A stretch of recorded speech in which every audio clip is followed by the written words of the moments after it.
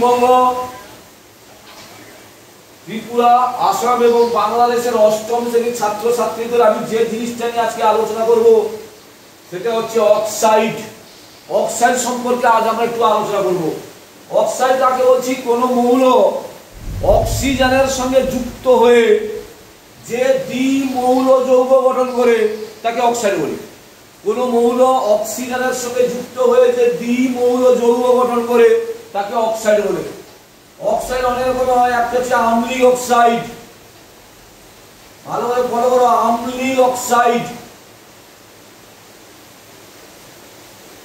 আম্লিক oxide কি? যে সমস্ত অক্সাইড ক্ষার বা ক্ষারকের সঙ্গে বিক্রিয়া করে লবণ এবং জল উৎপন্ন করে তাকে আম্লিক অক্সাইড বলে।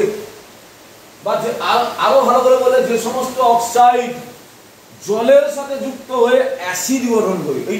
এইটা তোমাদের অষ্টম শ্রেণীতে এটা ভালো। যে সমস্ত অক্সাইড জলের সাথে বিক্রিয়া করে অ্যাসিড তৈরি করে তাদেরকে আমরা বলছি আম্লিক অক্সাইড। তোমরা আম্লিক চিনবে কি করে? অধাতুর অক্সাইড গুলো হয় আম্লিক অক্সাইড।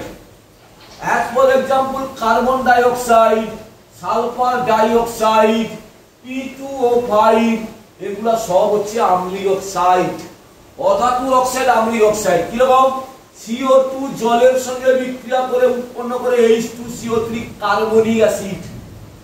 সালফার ডাই অক্সাইড জলের সঙ্গে বিক্রিয়া করে উৎপন্ন করে সালফিউরাস অ্যাসিড। P2O5 জলের সঙ্গে বিক্রিয়া করে উৎপন্ন করে ফসফরিক অ্যাসিড। তাহলে যে সমস্ত অক্সাইড জলের সঙ্গে বিক্রিয়া করে অ্যাসিড তৈরি করে তাদেরকে বলা হয় আম্লিক অক্সাইড। এই প্রসঙ্গে বলে রাখি ব্যতিক্রম। আমি তোমাদের একটা কথা বললাম যে অধাতুর অক্সাইড আম্লিক অক্সাইড, কিন্তু কোন কোন ধাতুর অক্সাইড আম্লিক অক্সাইড হতে পারে। তার উদাহরণ হচ্ছে CrO3 chromic oxide, chromium oxide. এটা এমন একটা ধাতব অক্সাইড যে অক্সাইড হচ্ছে আম্লিক প্রকৃতির হতে পারে। আবার Mn2O7 এটা হচ্ছে একটা ধাতব অক্সাইড কিন্তু আম্লিক অক্সাইড। নেক্সট আমরা পড়ব ক্ষারকীয় অক্সাইড। ক্ষারকীয় অক্সাইড আমরা কাকে বলছি? যে সমস্ত অক্সাইড জলের সাথে বিক্রিয়া করে ক্ষার তৈরি করে। যে কোন ধাতুর অক্সাইড মানে Na2O, CaO, MgO এরা সব ধাতুর অক্সাইড। ধাতু চিহ্ন কি করে? উচ্চারণ শেষে আম থাকবে। সোডিয়াম অক্সাইড অর্থাৎ ধাতব অক্সাইড ক্ষারকীয়। ক্যালসিয়াম অক্সাইড, ম্যাগনেসিয়াম অক্সাইড এরা কি করে? জলের সাথে বিক্রিয়া করে ক্ষার তৈরি করে NaOH। ক্যালসিয়াম অক্সাইড জলের সাথে বিক্রিয়া করে ক্যালসিয়াম হাইড্রোক্সাইড তৈরি করে। ম্যাগনেসিয়াম অক্সাইড জলের সাথে বিক্রিয়া করে ক্ষার তৈরি করে ম্যাগনেসিয়াম হাইড্রোক্সাইড তৈরি করে। ক্লিয়ার? এবার আমরা পড়ব উভধর্মী অক্সাইড। উভধর্মী অক্সাইড কাকে বলছি? যে সমস্ত অক্সাইড উভধর্মী অক্সাইড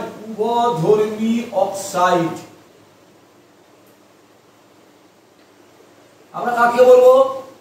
যে সমস্ত অক্সাইড অ্যাসিড ও ক্ষার উভয়ের সঙ্গে বিক্রিয়া করে তাদেরকে বলা হয় উভধর্মী অক্সাইড। একটা উদাহরণ দিলাম জিঙ্ক অক্সাইড, অ্যালুমিনিয়াম অক্সাইড, এগুলো দুটো উভধর্মী অক্সাইড। কিরকম? জিঙ্ক অক্সাইড যখন অ্যাসিডের সঙ্গে বিক্রিয়া করতে পারে, বিক্রিয়া করে জিঙ্ক ক্লোরাইড যুক্ত জল তৈরি করবে। আবার জিঙ্ক অক্সাইড ক্ষারের সঙ্গেও বিক্রিয়া করে সোডিয়াম জিঙ্কেট Na2ZNO2 জিঙ্ক অক্সাইড করে জল তৈরি করবে। তার মানে কি বললাম? যে সমস্ত অক্সাইড অ্যাসিড ও ক্ষার উভয়ের সঙ্গে বিক্রিয়া করতে পারে তাদের উভধর্মী অক্সাইড বলে। উভধর্মী অক্সাইডের সংখ্যা খুব একটা বেশি নয়। এই জন্য বললাম এই দুটো উদাহরণটা ভালো করে মনে রাখবে। 4 নম্বর হচ্ছে প্রশম অক্সাইড। প্রশম অক্সাইড আমরা কাকে বলছি? যে সমস্ত অক্সাইড অ্যাসিড ও ক্ষার কারোর সাথে বিক্রিয়া করে না তাদেরকে আমরা প্রশম অক্সাইড বলি। এই পৃথিবীতে প্রশম অক্সাইড মোটামুটি 4টে তোমরা মনে রাখবে। জল একটা প্রশম অক্সাইড, NO একটা প্রশম অক্সাইড, N2O একটা প্রশম অক্সাইড, কার্বন মনোক্সাইড একটা প্রথম অক্সাইড। কোশ্চেন নাম্বার 5, এবার পঞ্চম হচ্ছে পারক্সাইড কাকে বলছি? পারক্সাইড।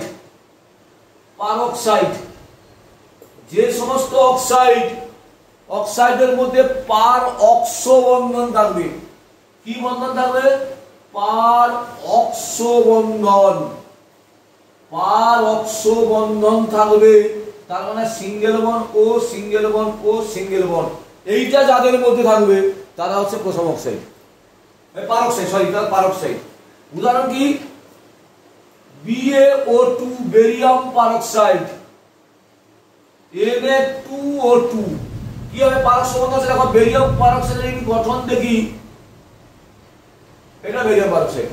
দেখো সিঙ্গেল বন্ড ও ও, সিঙ্গেল বন্ড ও ও, আবার সিঙ্গেল বন্ড, একে বলছি পারক্সাইড। তাহলে অক্সাইডে মোটামুটি 4-5 রকম যে আমরা অক্সাইড করলাম, তোমরা এটা ভালো করে ফলো করো, বন্ধুদের মধ্যে বেশি বেশি করে শেয়ার করো, বেশি বেশি করে বন্ধুদেরকে সাবস্ক্রাইব করতে বলো, তবে পরবর্তী ভিডিও তোমরা অটোমেটিক্যালি পেয়ে যাবে।